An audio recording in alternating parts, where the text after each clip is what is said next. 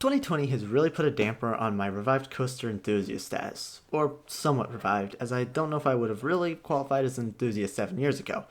Either way, this year has really been letting me down constantly in regards to my desire to ride coasters. However, even if that's the case, I can still make some videos. So today I thought I'd talk about some of my less significant bucket list coasters, the ones that aren't on everyone's list like Steel Vengeance, Fury, or El Toro. Of course, I currently have only 17 credits, so many high-profile coasters are on my bucket list. But here's some that I don't see on many, if any, bucket lists. So let's start. Number 5. Adrenaline Peak at Oaks Park. The reason this ranks low is because it's not really a super exciting ride. It's a compact Gerstlauer Eurofighter, but it's also the biggest coaster in my home state of Oregon. I went to Oaks back before Adrenaline Peak, but I didn't even get to ride Looping Thunder at the time, the now defunct Pinfari Looping Zyklon, which is something I am a little sad about. However, I do have the chance to ride the only major coaster here in Oregon, so I'll definitely be planning a quick trip up to Portland once Oaks opens back up.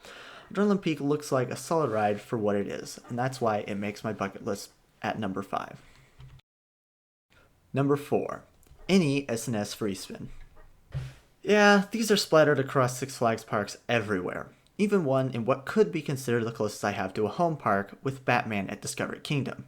I've heard a lot of positives about these things, disregarding the cloning addiction of Six Flags, of course.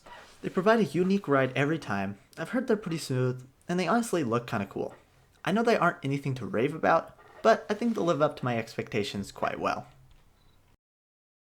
Number 3. Poltergeist at Six Flags Fiesta, Texas. I haven't really ever heard much regarding Poltergeist, so I don't know how to take that. Is it an underrated coaster? Is it mediocre? Or is it just a bad ride? Back when I was on the way to becoming a real enthusiast about 7 years ago, when I was 12, this was a top bucket list coaster for me. Now, it makes the list as I am truly curious how it will stand up against my childhood expectations. It looks to be an okay ride, nothing amazing, but good enough. Premier Ride Spaghetti Bowl coasters really have an aesthetically pleasing appearance though, especially Poltergeist. Hopefully I can visit Fiesta, Texas sometime before this ride gets removed. Number 2. Aftershock at Silverwood Theme Park. Aftershock is the one credit I wasn't able to claim on my visit to Silverwood earlier this year. Big shout out to Vekoma and their finicky rides. Aftershock will shut down at the drop of a hat, won't operate in rain, and can't really handle any wind.